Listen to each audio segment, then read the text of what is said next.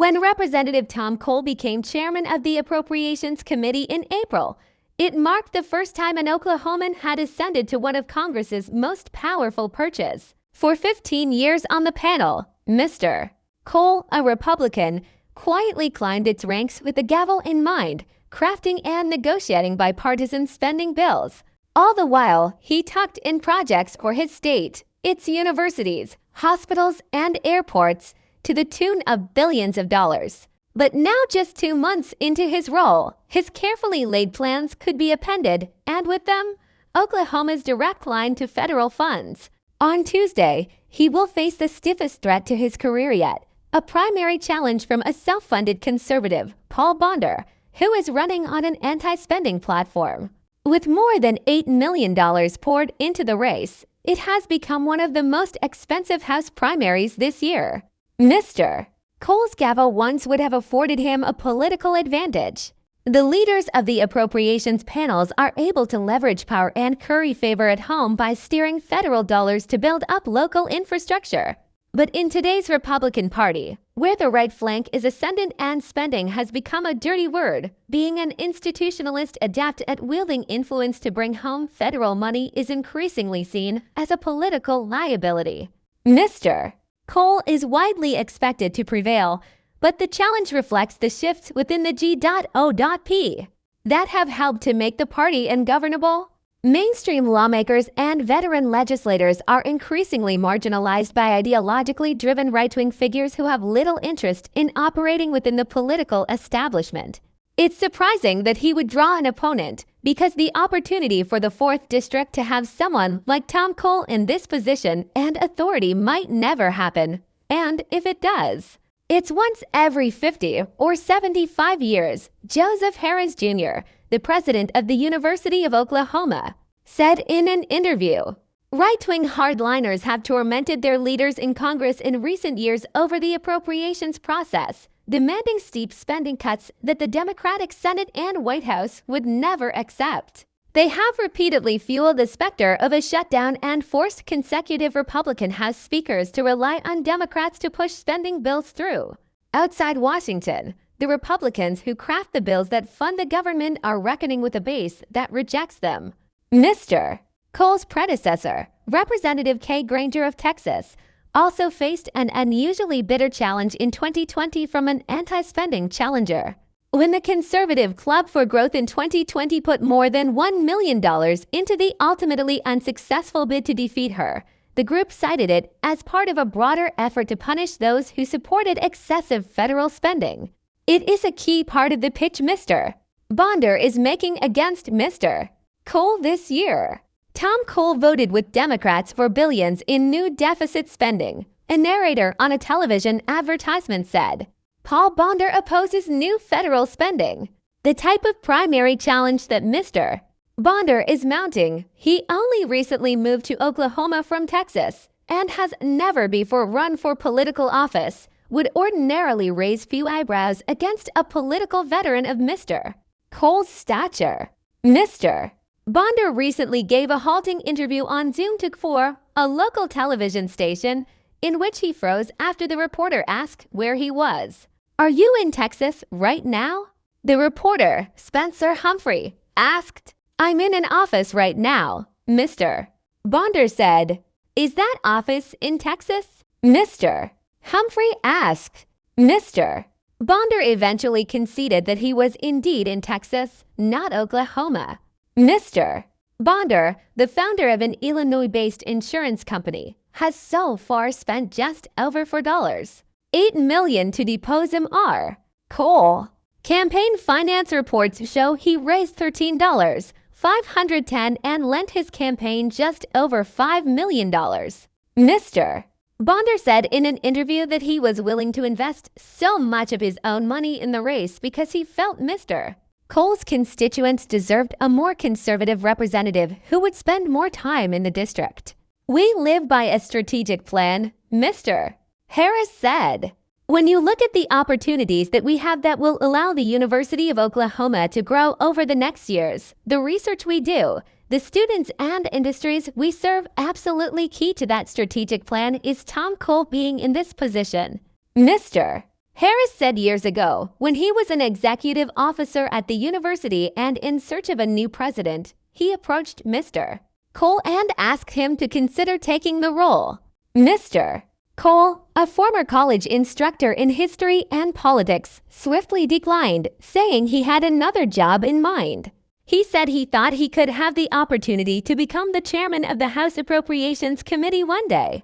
If I were to get into that seat, I could do more good for our state than I could as president of the University of Oklahoma, Mr. Harris said was Mr. Cole's response. Still, on the campaign trail, Mr. Cole has focused his pitch more Mr. Bundar's ties to Texas and his endorsement from former President Donald J. Trump. The district has seen me be pretty effective over the years. This position puts me in a stronger position that way, Mr. Cole said of his chairmanship. But also I know I'm in a state where I suspect Donald Trump will carry every single county. It won't just be all parochial stuff, he added. Paul Pressler, a former Houston appeals court judge who spent decades helping conservatives gain control of the Southern Baptist Convention, the country's largest Protestant denomination, only to become an embarrassment to its leaders after as many as 7 men accused him of sexual abuse, died on June 7. He was 94. His death was not announced publicly. It was first reported on Saturday by the Christian news outlet Baptist News Global. It was confirmed by Dignity Memorial, a funeral home chain, which did not say where he died. Judge Pressler died 4 days before the Southern Baptist Convention held its annual meeting in Indianapolis, where nothing was said about the death, Baptist News Global reported. Judge Pressler was instrumental in building an internal grassroots movement that in recent decades moved the denomination toward adopting theological and social positions that were strikingly more conservative than those held in the 1950s, 60s, and 70s. They include opposing abortion and same-sex marriage, forbidding women to serve as head pastors, and interpreting the Bible literally. Startled by the liberal theology he found in churches while attending boarding school at Phillips Exeter Academy in New Hampshire and later at Princeton University, Judge Pressler, as he wrote in his autobiography, spent the rest of his life trying to root out Christian teaching that he considered biblically unsupported. He used the word liberal to describe a belief that the Bible could contain errors, while he believed a conservative was someone who believed that the Bible was written by God, free of error. In 1967, he was introduced to Paige Patterson, a like-minded Southern Baptist, and they later met over hot chocolate and beignets at a New Orleans cafe, where they continued to talk past midnight. They went on to work together for years in building a conservative Baptist coalition. Judge Pressler acted as a political operative while Mr. Patterson, a seminarian, was seen as its theologian. Starting in 1979 and for many years afterward, the coalition succeeded in getting its preferred candidates elected to the presidency of the convention. Those presidents would then appoint other key leaders, who in turn would nominate trustees, all with the aim of overhauling seminaries and other Southern Baptist organizations. I have described Paul Pressler as the Steve Bannon of the Southern Baptist Convention, Mark Winfield, publisher of Baptist News Global, said in an interview. The tactics he used in the S.B.C. were political tactics that worked and were used at a national level. It became a playbook for the Republican Party. From the 1970s to the 90s, Southern Baptists tended to split into two factions, conservatives and moderates. Conservatives described their work as the conservative resurgence, while moderates saw it as a fundamentalist takeover.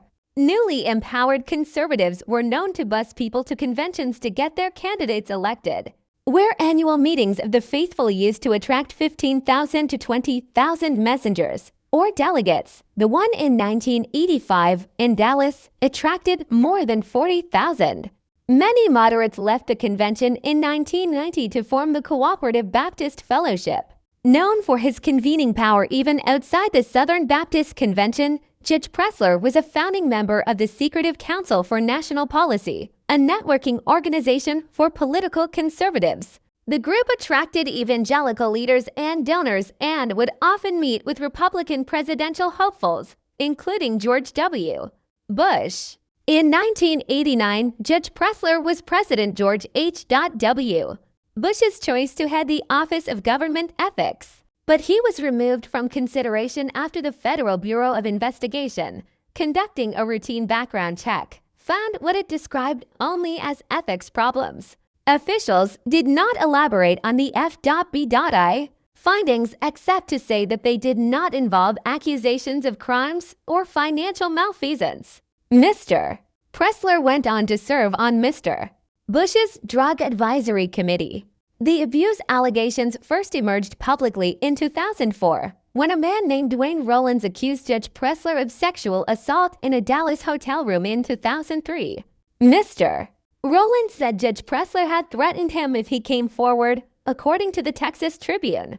Judge Pressler quietly settled the suit for $450,000 in a mediation that also included a confidentiality agreement. The 2004 settlement became public in 2017 when Mr. Rollins filed another lawsuit, this one accusing Judge Pressler of decades of rape, beginning when Mr.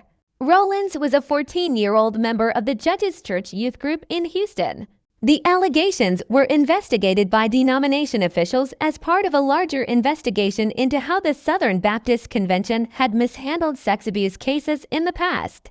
The convention, which was also named in the 2017 lawsuit, settled with Mr. Rollins out of court for an undisclosed sum in 2023. By 2024, Judge Pressler had been accused by at least 7 men of sexual abuse or sexual misconduct, according to the Texas Tribune. He was never criminally charged and denied any wrongdoing, but the allegations prompted the convention's lawyer Gene Beeson to express outrage, writing on the social media site X this year that Judge Pressler was a dangerous predator who exploited boys based on his power and his false piety. He added, "The man's actions are of the devil." As the allegations emerged, Southern Baptist leaders distanced themselves from Judge Pressler, but few denounced him publicly. That muted response reflected a challenge they faced: how to show their revulsion over the allegations while finding a way to celebrate what Judge Pressler had championed through the conservative resurgence, said Nathan Finn, a Southern Baptist historian who cataloged Judge Pressler's papers at Southeastern Baptist Theological Seminary in North Carolina. "I'm not sure there's a conservative resurgence if he wasn't there to channel it into a movement," said Mr. Finn, the provost at North Greenville University in South Carolina. "It needed at least one person in the room who was a strategic thinker who understands grassroots movements." But Mr. Finn said questions remain about whether the convention's leadership understood Judge Pressler's darker side. "Were there rumors? Were there red flags?" He said. "When did people know? I wonder that." Herman Paul Pressler III was born in Houston on June 4, 1930, to Herman P. Pressler Jr., who was a vice president of ExxonMobil, and Elsie Pressler, who was active in community organizations and helped found their family's Baptist church. He went to Phillips Exeter when he was 16 and earned an undergraduate degree in government at Princeton in 1952. As a freshman, he met the dean of Princeton's chapel, who invited him to have cocktails. He wrote in his 1999 autobiography, A Hill on Which to Die, that he was surprised that a preacher would consume alcohol. After his Princeton graduation, the Navy ROT commissioned him as an ensign at the Navy Supply Corps School at Bayonne, NJ. In 1957, he received a law degree from the University of Texas, where Towns Hall, the law school building, is named for his great-grandfather Judge John C. Towns. Judge Pressler served as a Democrat in the Texas House of Representatives from 1957 to 1959. In 1959, he married Nancy Avery, who had just graduated from Smith College in Massachusetts and who shared his concern about liberalism in the churches she had attended. In Houston, he was a district judge from 1970 to 1978 and served on the Texas 14th Court of Appeals from 1979 to 1992, when he retired and returned to private practice. He switched his party affiliation to Republican in 1982. Judge Pressler's survivors include his wife, their 2 daughters, John Pressler Vizzy, and Pressler Sorba, a son, Herman Paul Pressler Ivy, his brother, Towns Garrett Pressler's 7 grandchildren, and 12 great-grandchildren. During a 25th anniversary celebration of the conservative resurgence at Southern Baptist Theological Seminary in 2004, Judge Pressler spoke of the movement's success in terms of the Civil War. "It was like Gettysburg, but this time, the right side won," he said to Laughter. His views were distressing to some, including Dwight McKissick, a Black Baptist pastor in Arlington, Texas. "I thought he had philosophical beliefs about the inerrancy of Scripture, Mr. McKissick said. In hindsight, was it a cloak to control women, a cloak to control racial inclusion, a cloak to conflate political conservatism with theological conservatism? We had a problem at the root.